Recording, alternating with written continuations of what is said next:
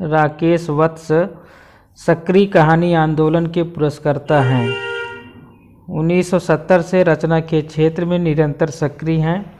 अतिरिक्त तथा अन्य कहानियाँ 1970, अंतिम प्रजापति 1975, अभियुक्त 1979, शुरुआत 1980, एक बुद्ध और 1986 आपके प्रसिद्ध कहानी संग्रह हैं। समाज में शोषण के जितने रूप हैं सबको आपने सामने रखा है और शोषितों का पक्ष लेते हुए शोषण, भ्रष्टाचार, अन्याय को प्रश्रय देने वाली व्यवस्था का विरोध किया है। आपकी कहानियाँ सामाजिक प्रतिबद्धता की कहानियाँ हैं। सेवाराम यात्री समांतर कहानी आंदोलन के समर्थ कहानीकार हैं। वैसे डॉक्टर इंद्रनाथ मदान ने आपकी जीनियस की दुम और अनासक्त कहानी में पहले दौर का आधुनिक बोध भी लक्षित किया है। दूसरे चेहरे 1971, केवल पिता 1978, अकर्मक क्रिया 1981, खंडित संवाद आदि आपके चर्चित कहानी संग्रह हैं। निम्न मध्यम वर्ग की पीड़ा, संघर्ष, आशा, आकांक्षा को ही इस केंद्र में रखा है।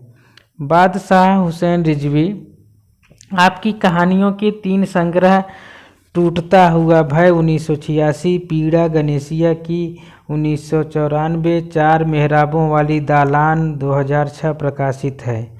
आपकी कहानियाँ गरीब तबके के उन इंसानों के दुख दर्द की कहानियाँ हैं जो सदियों से आर्थिक तंगी, सामंती अत्याचार और धार्मिक सांप्रदायिक रूढ़ियों के शिकार होकर असहाय जिंदगी जीते आ रहे हैं।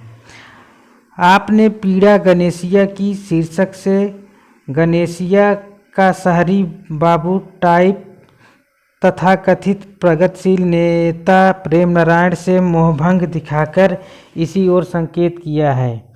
गणेशिया कहानी की संवेदना एक लंबी कविता का एहसास कराती है। 4 मेहराबों वाली दालान 2006 में 15 कहानी संग्रहित हैं। कहानियों को पढ़कर ऐसा लगता है जैसे वे प्रेमचंद की परंपरा को आगे बढ़ा रहे हों। उनकी पूछ की उस रात के बाद की कहानी इसका सर्वोत्तम उदाहरण है। धीरेन्द्र अस्थाना नई पीढ़ी के सशक्त रचनाकार के रूप में उभरे हैं।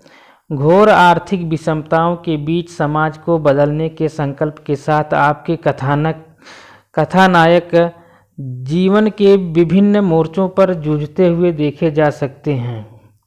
लोग हाशिए पर 1980, आदमखोर 1982, मुहिम 1984, खुलजा सिमसिम, विचित्र देश की प्रेम कथा 1988, जो मारे जाएंगे 2000 आपके चर्चित कहानी संग्रह हैं।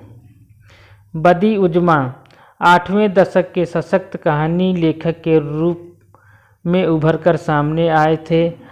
आपकी कहानियाँ अनुभूति और परिवेश की प्रामाणिकता की भूमि पर टिकी होने के कारण अधिक विश्वसनीय और प्रभावी बन सकी हैं।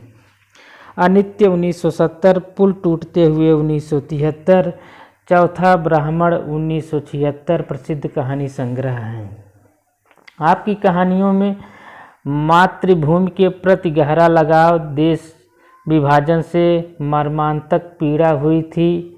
यह पीड़ा आपकी कहानियों में रची बसी है। कहानियों में प्रायः आप उन दिनों की याद करते हैं जब हिंदू मुस्लिम एक साथ भाई भाई के रूप में रहते थे। विजय मोहन सिंह ने अधिक नहीं लिखा, जो लिखा वह सार्थक और उल्लेखनीय है।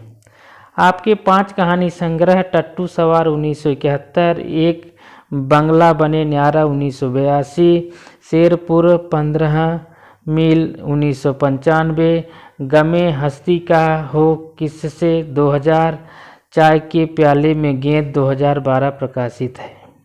आपकी कहानियों में स्वतंत्रता प्राप्ति के बाद गांव के बदले माहौल में शोषण की नई स्थितियों एवं स्रोतों की ओर तल्खी के साथ अंकित किया गया है। अब्दुल बिस्मिल्लाह वर्तमान व्यवस्था के मानव विरोधी स्वरूप के विरुद्ध आवाज़ उठाने वाले एक सशक्त कहानीकार के रूप में उभरकर सामने आए हैं। टूटा हुआ पंख 1981, टूटा हुआ पंख यह जो है अब्दुल बिस्मिल्लाह का प्रथम कहानी संग्रह है। कितने कितने सवाल 1984, रैन बसेरा 1989, अतिथि देवो भव 1990, रफ रफ मेल 2000, शादी का जोकर 2013 आपके प्रसिद्ध कहानी संग्रह हैं। लेखक उस युवा पीढ़ी के प्रतिनिधि हैं जिसका वर्तमान व्यवस्था से पूरी तरह मोह भंग हो चुका है। उनका पहला कहानी संग्रह टूटा हुआ पंख 1981 इसी मोहभंग की मानसिकता को प्रकट करता है। दूसरे कहानी संग्रह कितने कितने सवाल में लेखक वर्तमान सामाजिक आर्थिक ढांचे की जटिल बुनावट से पूरी तरह परिचित हो गया है। उसकी अंतर्दृष्टि आज की सारी विसंगतियों और कुरूपताओं की जड़ तक पहुंच चुकी है, जिन्हें वह एक एक कर उद्घाटित एवं रेखांकित करता है। चौथे कहानी संग्रह अतिथि देवो भव में कला का पूरा उत्कर्ष देखा जा सकता है। इसमें वर्तमान व्यवस्था के अंतर्गत पनपने वाले अन्याय, अत्याचार, सांप्रदायिक भेदभाव, शोषण तथा प्रत्येक प्रकार की अमानवीयता पर सीधा प्रहार किया गया है।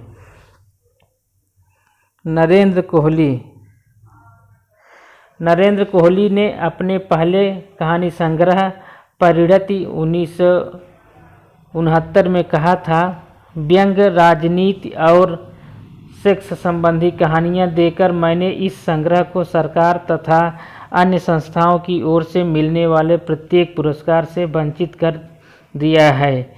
इससे यह स्पष्ट होता है कि प्रारंभ से ही आपका स्वर व्यवस्था विरोधी रहा है। अब तक आपके कहानी का अभाव 1977, दृष्टि देश में एकाएक 1979, संबंध 1980, सटल 1982 आदि कई संग्रह प्रकाशित हो चुके हैं। भीमसेन त्यागी ने अधिक नहीं लिखा है। 1970 में आपकी कहानियों का एक संग्रह दीवारें ही दीवारें प्रकाशित हुआ था। इधर आपका दूसरा संग्रह जबान 1980 में प्रकाशित हुआ है। मधुकर सिंह सचेतन कहानी आंदोलन से जुड़े हुए कहानीकार में से एक हैं। इनकी कहानियों में आधुनिकता बोध की परख और पहचान भी की गई है। पूरा सन्नाटा 1971 और पहला पाठ 1979 आपके दो कहानी संग्रह हैं। मधुकर सिंह ने दो कहानी संग्रह लिखा है, पूरा सन्नाटा 1971 और पहला पाठ 1979। व्यंग शैली का सहारा लेकर प्रशासन के सभी स्तरों पर भ्रष्टाचार का पर्दाफाश किया है। महानगरीय बोध के सभी तत्व, संत्रास, ऊब, विवशता, तनाव, टूटन और बिखराव आदि आपकी कहानियों में मिलते हैं। डॉक्टर नरेंद्र मोहन के शब्दों में मधुकर सिंह की कहानियाँ वास्तविक स्थितियों से उत्पन्न उनकी संघर्षशील मानसिकता और रचनागत ईमानदारी को प्रमाणित करती हैं। सतीश जमाली औद्योगिक प्रतिष्ठानों की भ्रष्ट व्यवस्था के भीतर दयनीय स्थिति में जीते हुए मजदूरों की समस्याओं को अपनी कहानियों में उभार कर अपना एक विशिष्ट स्थान बना लिया है। प्रथम पुरुष 1972, थके हारे 1975, ठाकुर संवाद 1978 आपके चर्चित कहानी संग्रह हैं। बलराम सन 1976 में सारिका में प्रकाशित कलम हुए हाथ के माध्यम से चर्चित हुए थे। कलम हुए हाथ 1980, मालिक के मित्र 1984, अनचाहे सफर 1988, गोवा में तुम 2009 आपके प्रकाशित कहानी संग्रह हैं। विवेकी राय के शब्दों में आपकी कहानियों का संसार वह गंवाई संसार है जो पूंजीवाद के धक्के से हाँकता और दम तोड़ता हुआ भविष्य में टटोल कर कोई नई व्यवस्था खोज रहा है। योगेश गुप्त आज के जीवन में बढ़ती हुई यांत्रिकता और उससे उत्पन्न अस्तित्व के संकट को कई कोणों से उजागर किया है। टूटा हुआ कोना 1977, अबरक के फूल 1979, उन दो शहरों की तरह 1982, कैमरे के गर्भ से 1982, पूरा स्वप्न 1988, मेरे अंतरिक्ष 1988, ओल्मा 1992 आपके कहानी संग्रह हैं। धन्यवाद।